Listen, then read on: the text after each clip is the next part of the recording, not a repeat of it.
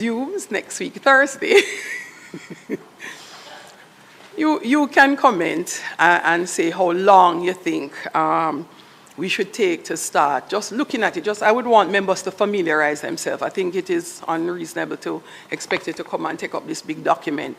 So to take the old standing orders, take this new set of standing orders, and even just familiarize yourself with the flow, and you will see that there are some significant improvements in terms of the documentation of what our definitions are for different things. So it's quite extensive compared to before.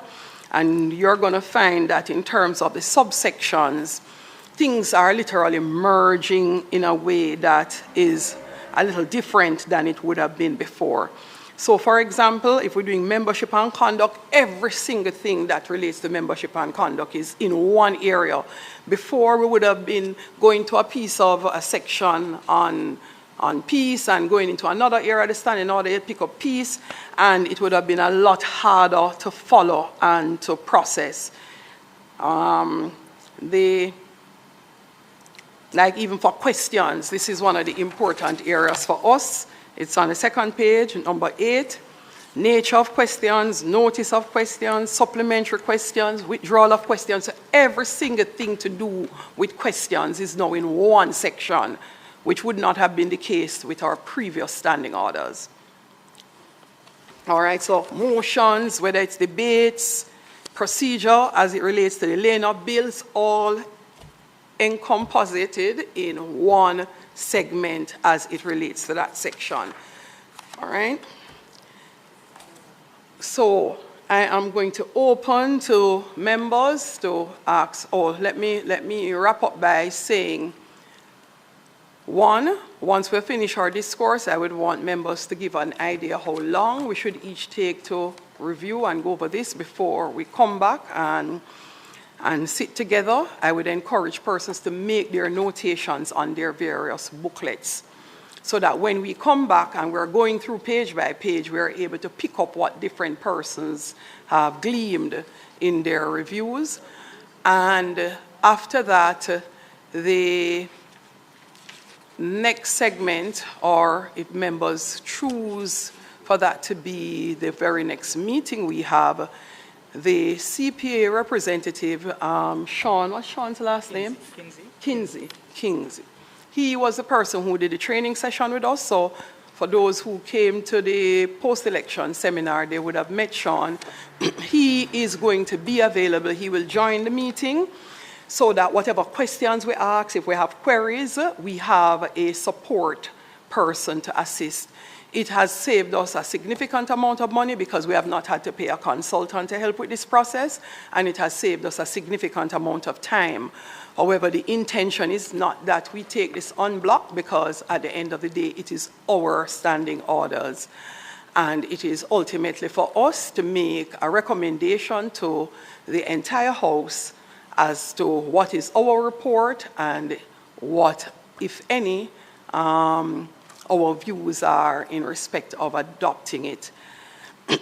Once these are tabled on the desk, as we have so done, I would also like members to weigh in on whether or not, while we are going through this process, you think we should engage other members of the House, or if you believe we should leave it to just the committee members. All right, so I would love to hear your views in that regard. So, members, let me start with Member Paulwell. Thanks very much, Madam Chairman.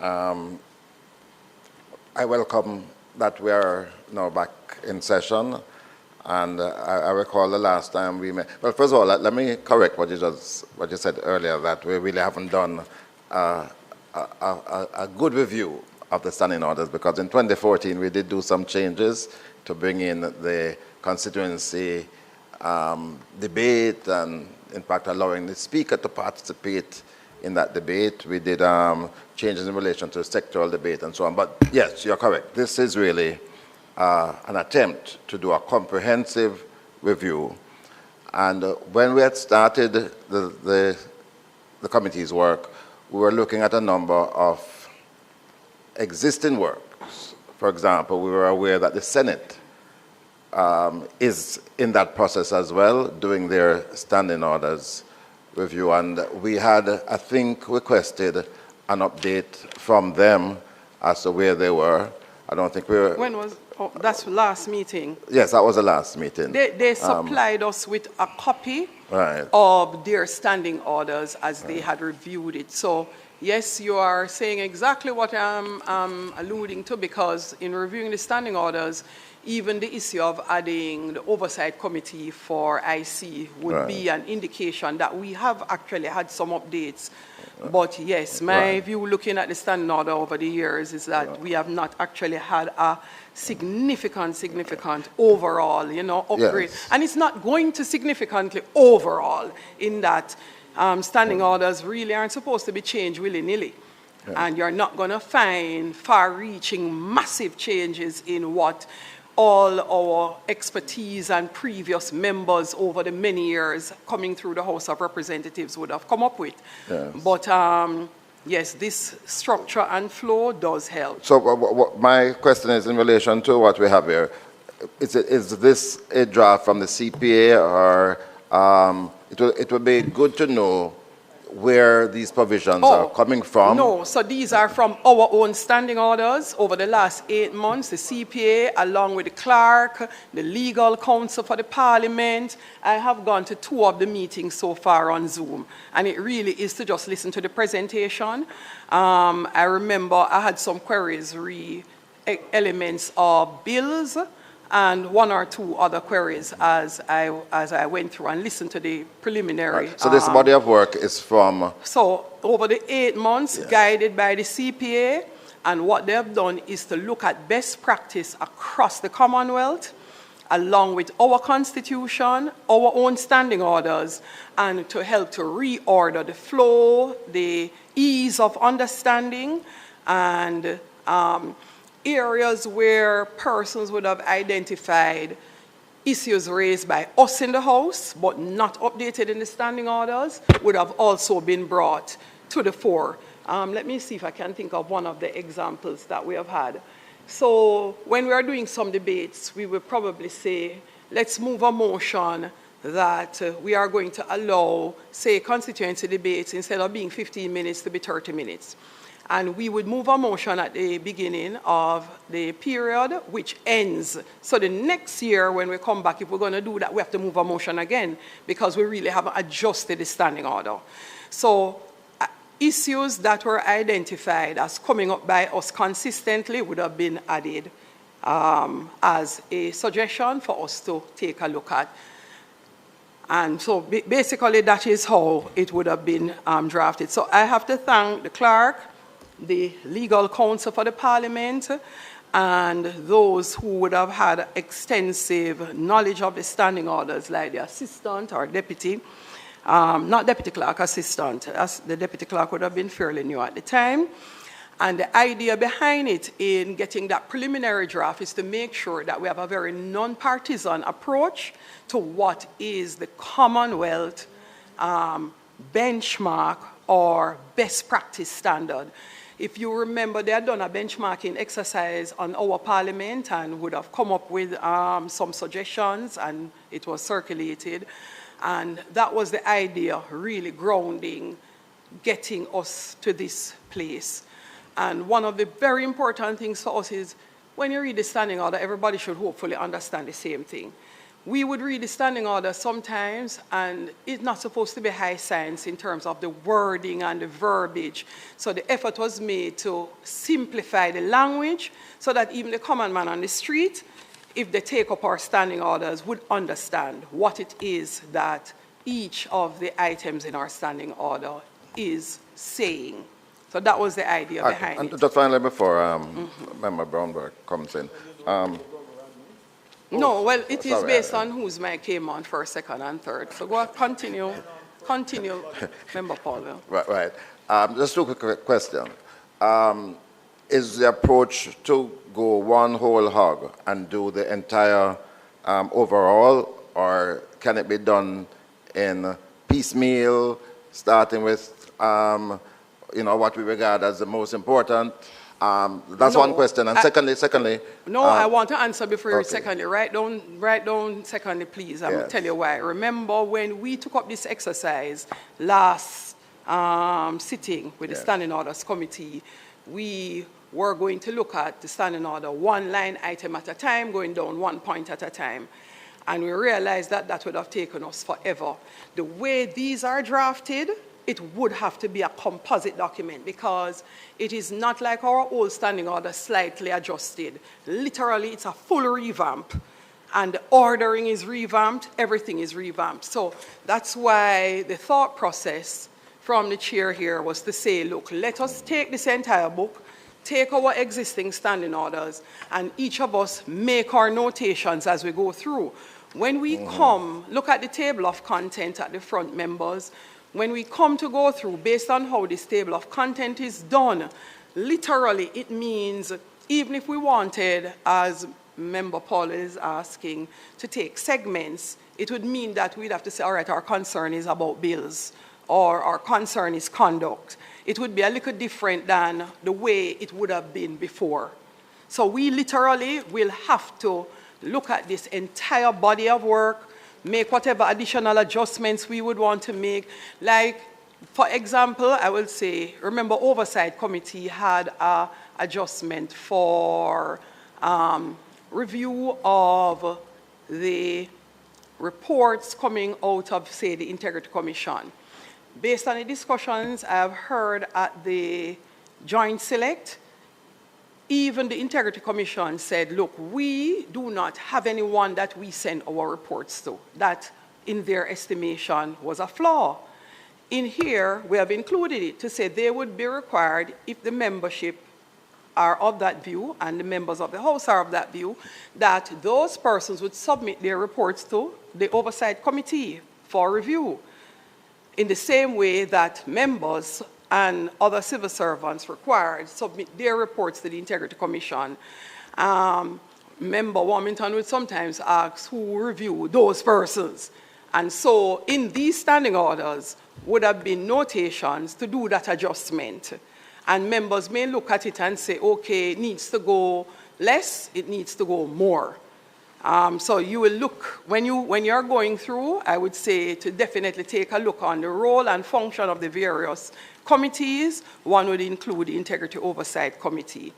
Next one, Member Powell. Well, you had mentioned how we involve other members. And I think for our side, we will be conducting a separate sit-down with our members just to go through. That's good. And then, so when we come back here, we'll be speaking with the full authority. Wonderful. That is excellent. That's very efficient. Next person is Member Warmington.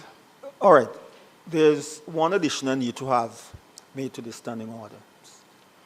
The issue is that there's nothing like penalty in the standing order as it relates to people who appear before committees. I've been in committees where... hold on, miss something. There is nothing like penalty in the standing order for? Yeah, I've looked through quickly, never before, where you have people appear before the committee and before committees and questions are asked and tell you plain, I'm not going to answer. I'm not going to respond. Or the committees are treated with contempt, where members just, where people are asked to appear and they just don't appear. Like there are 3 weeks the JPS did not appear. I'm saying there has to be like if you look at the US Congress, you can be subpoenaed as someone before the committee, you refuse, then there are penalty that your financial penalties or prison term not exceeding so and so, or both. But we have not like this here. And I've sat on committees where we're told, I'm not going to answer. I'm not responding. Christie did that inside of the Oversight Committee.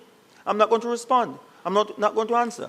And yet we have no authority to place any fine or penalty on such behavior.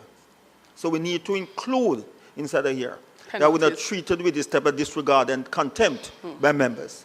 So I would say, Member Warmington, to please also note that as one of the recommendations that you would Yes, be I will. I'll be making coming back with that. coming back from the Yes, review. I'll come back with that. I would say, in thinking about your suggestion, agreed that there are penalties or repercussions that need to occur from misconduct. However, I am not sure. You can guide me, especially those who are legal luminaries, as to whether or not we can, without legislation, make it possible for any type of imprisonment or court action. I know we have subpoenaed persons before, because I remember in my first term, we had persons who were called and they didn't want to come because they were no longer with the entity. Remember, Paul, well, I'm not sure if you were on the PAAC at the time, but I remember we had an issue and some persons didn't want to come, and they were instructed that you do not have a choice. Once you're called, you have to be present. If not, we would have the courts subpoena you and insist that you come to the Parliament. So, Member Warmington, I agree we need to make that a lot tighter. And if it is that there is going to be any sort of incarceration as a part of the penalty, I think we would need to delve a little deeper into the relationship between the legislature and the judiciary as it relates to any type of action that goes beyond us making a fine. Member Williams is also an attorney and could probably give some guidance in terms of the judiciary and how we would approach such a thing of charging both a fine or recommending to the courts that any term of incarceration be utilized for persons who are in contempt. Well, the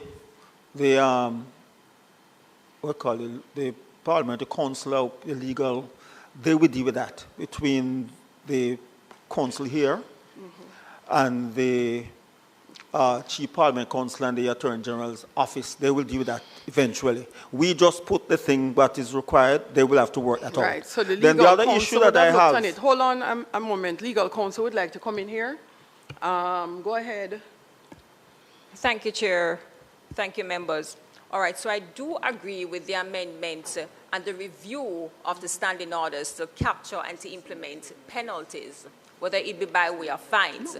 But we must be mindful that there may need to be some form of legislative amendment right. to, for example, the Senate and House of Representatives Powers and Privilege Act. So as you rightly indicated, there needs to be consultation with the Office of the Parliamentary Council, more than likely the Attorney General Chambers and the Ministry of Justice in terms of the way forward, in terms of the institution of penalties from a legislative standpoint. So you will have the standing orders being amended, but it needs to be complemented by legislation. Yeah. That's why I said we have discussion with them. Very well. Putting it together. Sure. The other issue is that members are not aware of what committees they're serving on at this moment. Because members are not aware of the committees that they're serving on. I know that I serve on the PAC because when the supplementary spend came, I was told as such.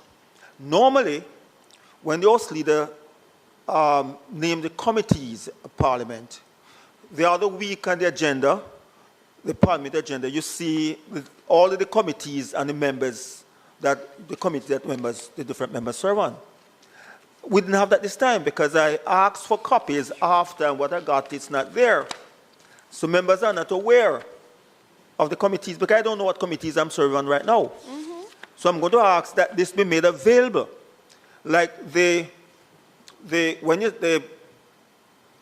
normally send a notification to members of meeting and so on. So I think we can use that to list the committees and the members who serve on these committees. I've asked for about 2 or 3 weeks now for a list of the committees and the members, and I have not yet received it. I've not yet received it. I know that I serve on this committee because I had a discussion with the House Leader.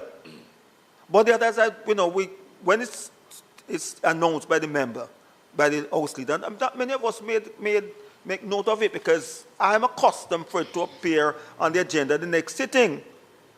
So what I'm asking, that something be done that members know the different committees that we're serving on. I am at a loss because I could almost swear I got an email outlining the committees. I've not seen that. And the members on the committee from I've the not House. seen that. So, Madam Clerk, would I've you not be seen so it. kind as to have the committee clerk, liaison, or supervisor, Miss Cohen, to just resubmit? And I would appreciate if she had a discussion with House Leader just to ensure that all committees, if not formulated, those that may not have been formulated are indicated as such. House Leader is here, so he would be able to speak to it. Because I've discussed with the members, and they're not aware what committees they're, because No, I I've raised the realize. issue. I saw a and note that from they're not someone, aware. so I know that they're not aware of what Right, committees right. they're on.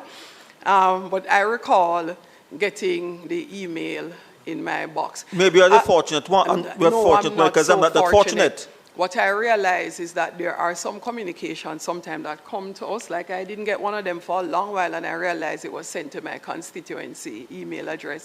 So I have given instructions to Parliament to send all emails to only one email address. What so I'm saying, that I am not missing it. just as this came out Member yesterday. Warmington, the instructions have been it came out so yesterday to issued. tell me that I'm on this committee. Yeah, so That's well. So what I'm saying, you send to the members, you put it on the email, that these are the committees and these are the committees that the members who serve on these committees. So as indicated a while ago, the clerk has been asked to recirculate. Yes. And also to go a step further and notify us if there are any committees currently without not having been established for this term. That I am looking.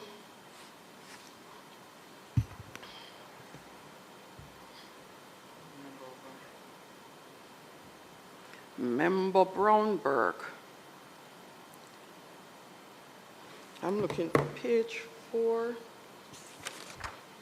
I'm going to look for it, Member Warmington, but the newly redrafted standing orders contemplate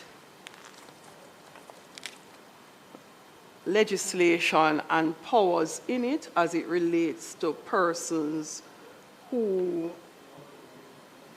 run afoul of instructions or procedures established by the House. I'm going to locate it and find it and read it for you. Member Brownberg. Thank you very much for that. Madam Chair, I also want to add my words of appreciation to the members of the Commonwealth Parliamentary Association, both for the sessions that were held, which were very informative, very useful, and for the work that they have done in terms of helping us to get this far with members of staff and so on. I appreciate that. I am thinking, though, a couple of things. One is, in relation to your question about how to approach it, I am hoping that we can indeed not take the whole hog all at once, because I do believe that there is a way in which we could take it in pieces. Not necessarily, you said last time they were each provision one by one, but that's not necessarily what I'm thinking. We have 14 parts, plus the appendices and other stuff. If we decide say, that we are going to do it in 5 sessions, for example. No, that wasn't the intent. When I said we would have to take all of it, meaning we would have to finish the process, not that we would do it in 1 session. Okay. Okay. No, man. Yeah. Okay. Not that we would do it in one No. session, but it wouldn't be where piecemeal we only looked at and submit to the House we one are segment. We are at one. one. Right. We are so at one it may with even that. take us 10 sessions. Right. But Yes. it means that based on how it is designed and formulated, we would have to complete the process of reviewing. Okay. Agreed. the I'm standing in total orders. agreement with that. All right. So that's one. I'm going to give you an example of Don't why. give me, because I agree with you. Yeah, you agree. Everybody in agreement? Everybody? It's I have to clear. make sure, that It's the membership, either majority or everybody. Look here, I am making sure, that. So I will give you an example, like if you look at Everybody Standing agree Order with you, 12 Everybody agree. and the current redrafted Standing Order 12, and you can compare it to Standing Order 35 in the revised document. So if you notice before, when we couldn't make any adjustments, we used to go alphanumeric designation to be able to chuck in something new. Now, the standing orders revise. For example, if you look at it, 73A, one section separate, B, 73C, going down. And it would now relate to the various committees. No, yeah, and it would continue if we decided to introduce new committees that these standing orders apply to, these provisions apply to. Madam Chair, I've not made sufficient notes, so No, when we you just stop start. We and just go start. on a little while, sometimes I'm going to forget, Oh, and I you don't don't want make to the be note? able to forget. Go ahead. The items that I want to bring to your attention. Go ahead. The other, I am not sure from what you have said whether it was that the benchmark documents were distributed in the last iteration of the committee, but I do believe that it is a document that this committee, the members of the committee at this point, that would serve us well. If we could look at any of the prior documents, whether it is the benchmarking documents that we came up with on the basis of which this was done, rather than only looking at the final document. I'm one of those, I like to see some of our background documents that have brought us this far, so I can also do some comparison. So I'm asking if that could be made available. That's one.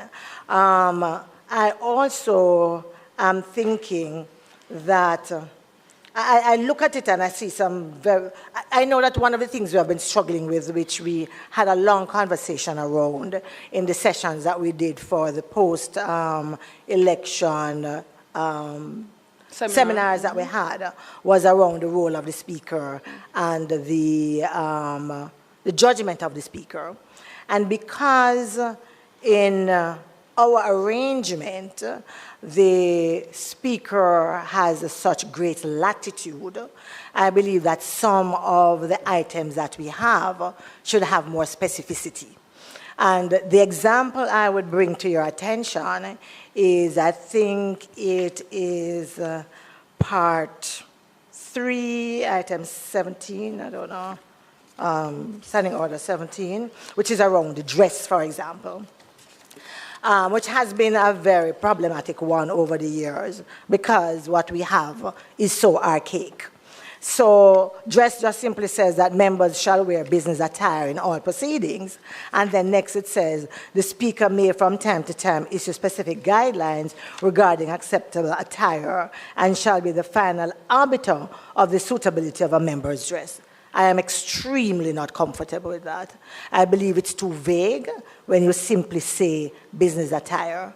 I would hate to know that I come to Parliament with my fitted jacket, my nice fitted pants, nice suit, and the speaker believes it's too tight. I have actually seen someone No, ma'am, I can whose tell you. clothes was so tight, member, No, but that the buttons open in the but I parliament. can walk in my closet, not too tight. No, And meaning because I have seen a member sit down in this house. I decided not to point it out, and it is in a recent no, time. but I want to raise it with so the all speaker can allow me to all complete the bus and then buttons go. opening inside the house. And I will go further. Madam Speaker, I would want you to hear me, because you are the one with the latitude, and I am just alerting that when you have such a latitude, it cannot be that vague. I don't want to go into the conversation today, because I assume that there's going to be a time when we are going to do it. I'm just alerting that given the powers of the speaker and this idea where some believe that the speaker doesn't have to be fair, that we need sufficient, you know where I'm going, you know where I'm coming from. Some. The presenter didn't say some. The presenter was very clear. No, that was the presenter's opinion. Yeah, the Yes. presenter was very clear. That was the presenter's opinion. I don't happen to share it. And that is the reason why I want to make sure in such circumstances we have enough specificity for there to be some guideline. It's not for the speaker, it's for all of us, because these are our rules that guide us. And I just alerting for that. I think outside of that, I'm good. The two most important things is additional documents that were used or that were developed from which we ended up having this. No, you wouldn't have had other documents developed. So, you wouldn't have had other documents developed. So, let's split the two benchmark discussion. Yes. I think I was just listening to see if we're on the same page in that regard. One of them would have been a benchmark review of our parliament. Yes, that's what I'm saying. I'd that like to be document able you're to thinking see about? the benchmark Right, review. so it wasn't really standing orders for No, our man. parliament. But it's generally, and it would But have, no, it man. would have So- some so implications, hold would it on. not? No, so that's why I wanted to make sure you're clear on that. The benchmark is really the standard across various different parliaments. What is the standard across Commonwealth parliaments? So As it they relates would to be able different to areas. give you, right, like the That's standing correct. orders now, that would have highlighted what is best practice in various jurisdictions. So I will find out from Sean if he has a document per se, or he can give us a body of documents that we can refer to as like a research or Thanks, yes. background to Yeah. to be utilized. Thanks for as that. Yeah, that's what I'm research hoping basis. we can get. Yeah, so Yeah. I just wanted to make sure everybody is clear Yeah. in that regard. Thanks, Okay. member. No problem. Do you have any other point before? Just making sure. I'm sorry, that the specificity. All right, let me answer that as well. As it relates to specificity required, there is no parliament anywhere in the world where the speaker is going to have such specific guidelines for everything that, no, I'm just saying this generally.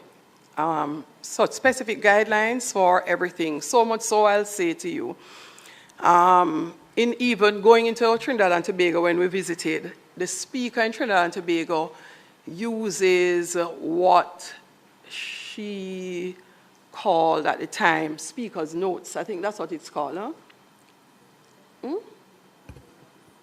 I'll explain what it, remember.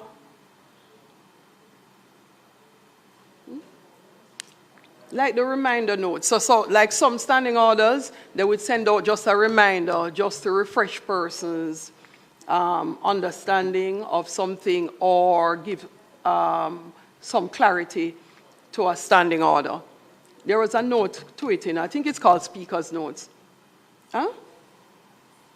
No, not opening remarks. It's a written document that would have been circulated. Like one of them I remember was as it relates to persons who carried phones in the chamber, instrument in the chamber, giving an update. One of them was like noise in the chamber where people came and, right. So there were some speakers' briefing notes that used to be circulated from time to time. But I will go to next member. House Leader, turn your mic back on, please.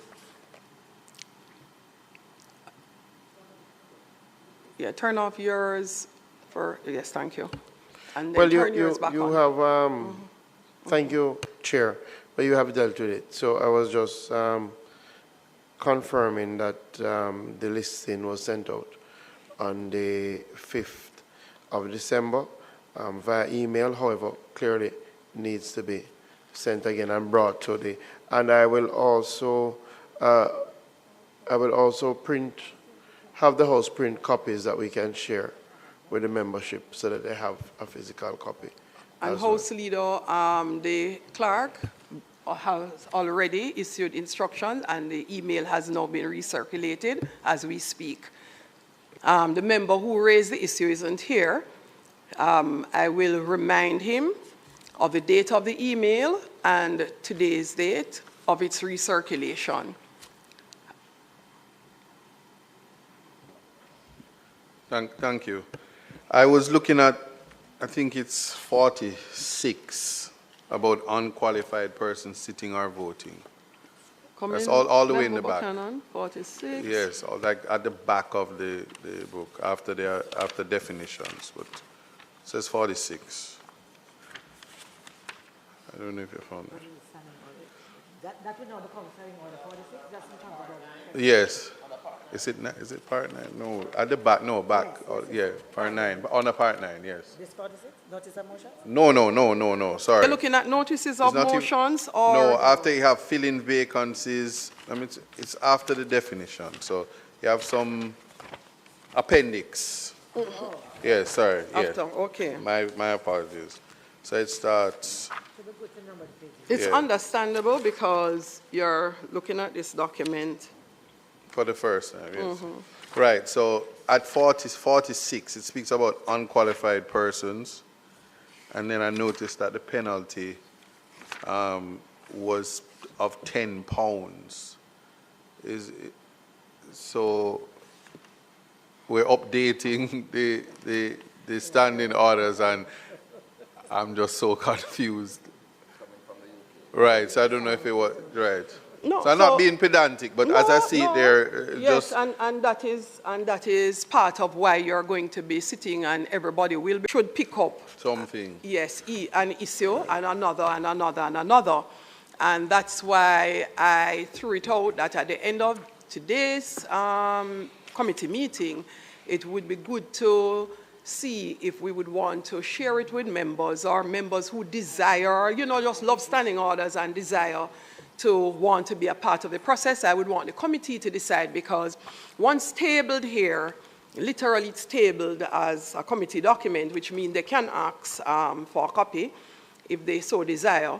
And I like the idea Member Paulwell had, where he said, look, we will look at ours as a unit, so that by the time we come back, it is representative of our side of the house, and it shouldn't become an argument that, is Member Brownberg alone feel like she want to make sure that people's clothes don't burst out in Parliament.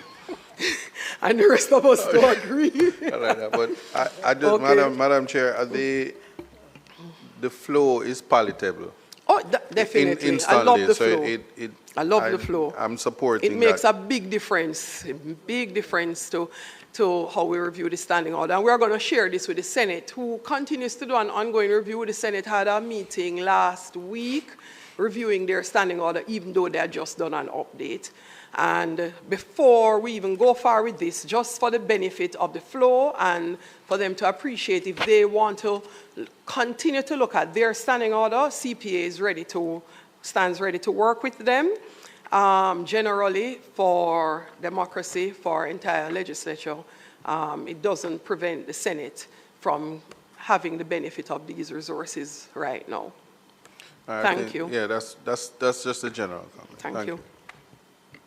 If you permit me, Madam Chair, as we're talking about, for example, the notices that have been sent out and so on, I don't think this would rightly fit into the standing orders, but I believe it is time for us to use technology a little bit more in the Parliament, including, for example, a members' corner, where for stuff that has been circulated, it is easy to just go on the website itself and find it. Sometimes they're not updated early enough. Sometimes some of the stuff that I certainly would want to find or can't remember where it is, who sent it, what was the subject, that it could be found. So maybe that is something that we could look at as well. Definitely use of technology is something that we will have to look at, because our existing standing orders, when I read them, it's very clear to me that there was no intent to rely on technology. The intent was to make sure that you're handing the stuff at the house, not that you send it via WhatsApp or email. And with today's day and age, yes, almost all parliaments are moving in that direction. That does present some challenges for us as well. House Leader, you would not have been there on our last day, but we're also going to have a discussion with you, because some of the issues we're having at the Parliament in terms of our own efficiency, in terms of our administrative back office, significantly has to do with the resources at our disposal at the Parliament to be able to manage the day-to-day functions and to be able to offer the support that we would like to offer at the level of the clerk to the two chambers. One is the opposition leader recently spoke about our website not being updated on time. We don't have the resources to be able to do so. As we speak, the Speaker's office, the plugs don't work. The last time we had a JPS power cut, parts of the Parliament never came back. And it means that at some point, instead of, and when you take a look, you will realize that our budgetary allocation for the Parliament prior to my time, prior to this current clerk time, was actually going back to the Ministry of Finance. So we have taken far greater steps in terms of strategic planning and thought, in terms of our org structure. We have actually looked at and engaged a consultant and reviewed the org structure of the Parliament. We are going to need that support to be able to put in place what members need to be able to more efficiently execute their duties.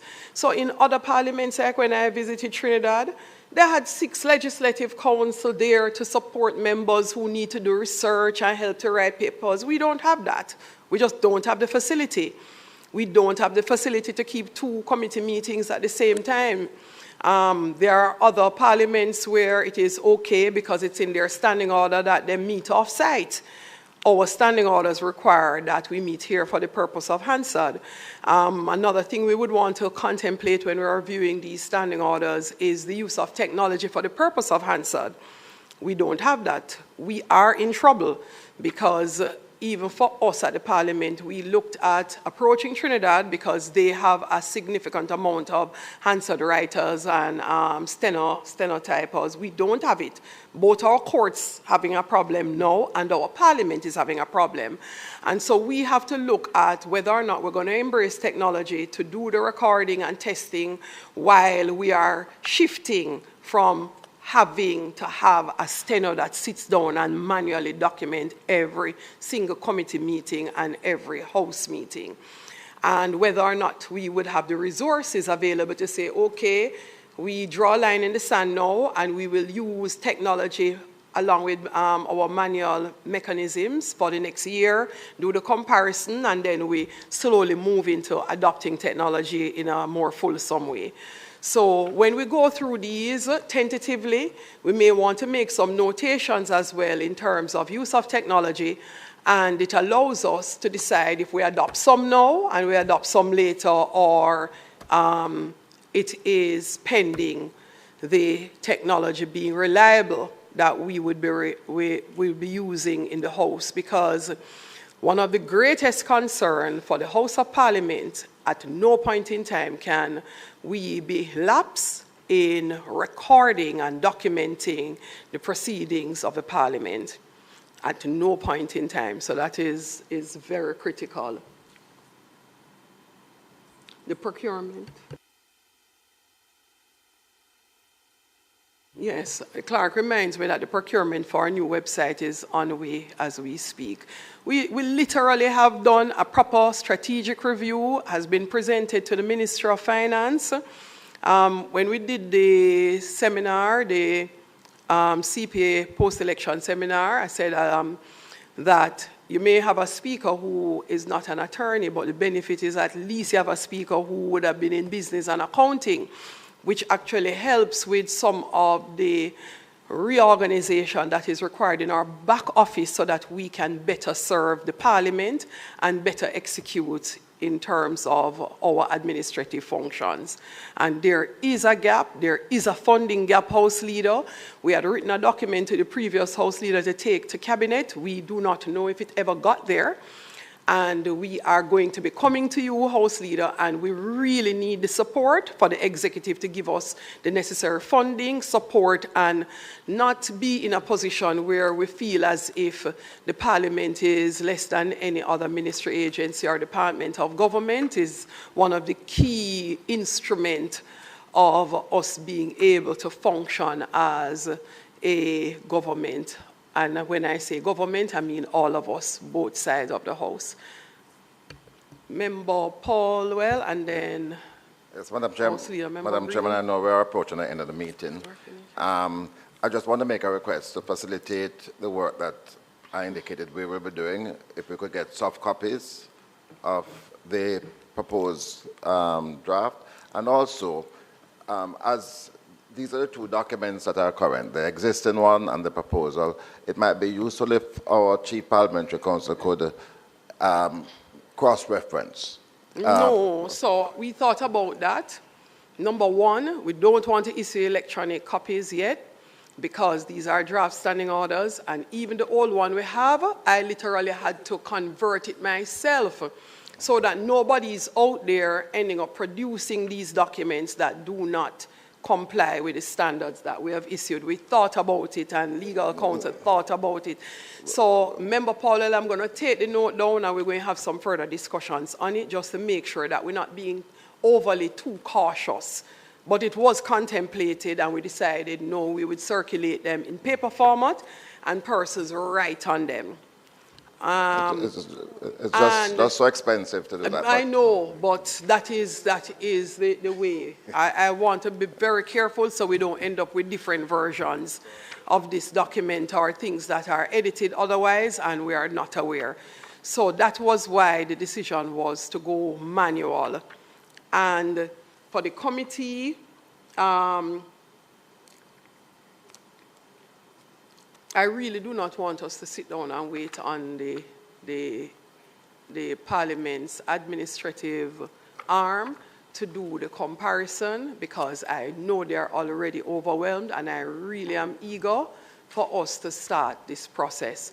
So let's take it piece by piece now. So what we could do is, like, you could say, all right, let me take presiding officer, or let me take, and we will go through this and match it, and then I can say, all right, I'll take membership and conduct, and Angela take decisions of the House, and Buchanan take bills, and then see how best we can do some matching back there in the interim. I do not necessarily want to pass this task on to them unless I know that we have the capacity to be able to do it. I don't want them to delay us. So I'll get back to you with a response in that regard. We'll still ask, because nothing asked, nothing ventured, nothing gained. So I'll still ask them. But I don't want us to have the excuse of waiting on them. This morning's PAC meeting would have been sufficient guidance that they still have some work to do in terms of catch-up. Thank you, Chair. All right, there's a couple of matters. I'll probably start with where Member Paulwell left off, and having heard her response, if not clause by clause, if even a brief that goes with this, that indicates what have been the changes that have been made. I've asked the clerk to prepare that. I think that would help. So I've asked for that. Member Paulwell, so the clerk was already, and legal counsel. I've asked them at a minimum, we don't want it to be that something is hidden in here, we read it and it sounds reasonable, but it really wasn't in our old standing orders, and we don't pick it up. So I've asked them to put together at least a summary so that we know for sure that every single change that has occurred that adjusts our previous standing order, we are aware of what those changes are, so we can read that in summary format. So yes, House Leader, that was requested. And just to the points you raised earlier, Chair, just to say, I think it would be useful if you were to refresh that request to me now as the House Leader. Absolutely. I think we are all at one. I think across both aisles that the Parliament needs consistent strengthening. And I think we all agree that additional resources is needed. There's no question about that. Even for the membership. One of the things that I will do, Chair, is to convene the House Committee which is to look at some of the things that Member Brownberg Absolutely. raised. I think, and to lead our opposition business, who will sit on that committee as well, to convene the House Committee. Some of the suggestions, even about a member's corner, I think we need to bring some of those suggestions, because it's not just about, the speaker and the clerk and the persons who work here, the staff, but the members themselves. I think some of the support that is needed for the members to operate more optimally is critical. And we'll come back now to... The House Committee, I believe, would include the staff. Yes. Okay. Yeah. So, we'll come back now to so some of the Leader, resources. we will go even further, because it is our intention coming out of India to have asked you to do exactly that. There was an entire segment on welfare of members and staff of the Parliament. And, critical. And believe you me, it was a surprise when you listen to some of the things that happen in other parliaments that we take for granted. And strangely, one of them was members who had lost the election, and the emotional distress that they may be going through, financial distress, and exactly what do we do as a membership. So several issues were raised that I realized that we really should be looking at, and other parliaments in terms of the health of members that we don't, look at in the fulsome way that we should. So totally agreement with Two more your things House Leader. quickly, Chair, as we close. Definitely on the technology side, the infusion of technology. Even as we go through these standing orders, we definitely have to kind of accelerate, find a track to accelerate the permitted use of technology in the House. And I think that is one of the things. So you raised it. So for example, a number of our courts have transitioned now from just having stenowriters to having systems that record what exactly is said, so that when somebody says consult the Hansard, you can literally play back, and it will make, even in your capacity as speaker, things a lot easier. And so the technology is there. So I think we definitely have to fast track that. And the last thing, I want to add my own commendations. I only got a small portion thereof, unfortunately, because of other things. But I want to add my commendations to the CPA for coming and for holding this seminar. And from what I saw, it was very practical and important. And I wondered if there are any documents, presentations coming from it that could be shared with the membership. I know I know you had lamented that it wasn't recorded, right? All the documents will be shared. Absolutely. All the documents will be shared. At the beginning of House today, we'll just make a quick statement in terms of the post-election seminar and where persons can now start to do significant training, even on our own. House Leader, let me tell you, there are members who came and were happy to admit, guess what, I didn't know how much I didn't know. Even if I'm here 4 terms, 5 terms. It is the first. One member has been here for 5 terms, starting with the Senate, and that member indicated it's the first time in her 5 terms that we have had anything of this nature. I do believe it's the first time the Parliament of Jamaica has done a post-election seminar of this type, and the budget section was excellent because many of us who were never ministers had the opportunity to literally delve deeply into exactly how our budget is built up. It was of, phenomenal benefit to us. I really wish more of us had the time, and when we next speak, and probably House meeting maybe, we do have CAA conference at the end of August. We may want to look at whether or not we do another day, or, on the weekend, something of that nature too, where we pull them in for the most critical segments of the discussion later on this year. We now need to wrap up in a little, so I will take I dealt with it, okay, yes. Yeah, we observed that it's very difficult for somebody to come to Parliament Tuesday, Wednesday, Thursday, and Friday. Very hard. Are there any other? Yes, go ahead. Thanks. Madam Chair, I just wanted, just for the record, I've been here you counting both houses for 15 years, and we have had similar, where we went through the standing orders, we went through different things. So I wouldn't want the record to show that we have never had it. Hold on. I'm asking if No, it's a man, Commonwealth allow me to parliamentary. complete. It is true, however, that this particular session done by CPA is really one that has been worthwhile, needy, and should help everyone who participated. Absolutely. Man, that was my research, Member Brownberg, that it was the very first time we're having this type of a session with the Commonwealth Parliamentary Association. And Parliamericals, I should give them credit as well. They also came in and contributed. Okay.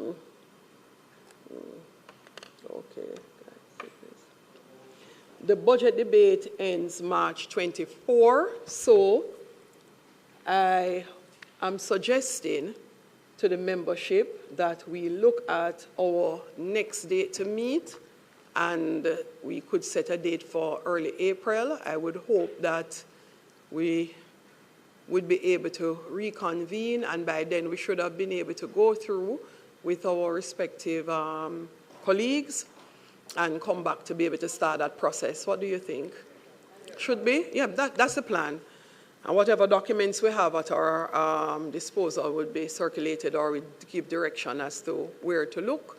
So if we're going online to do reviews, and persons would come back, all right? So members, I would ask that we move for the adjournment, and you will have sent to you based on I don't think most of the committee dates would have been locked already, so we'll send the first available date in April for the members, and we would have far advance notice to diarize it. Members, would someone move for the adjournment, please? All right, so moved by Member Williams and seconded by Member Paulwell. Thank you, members.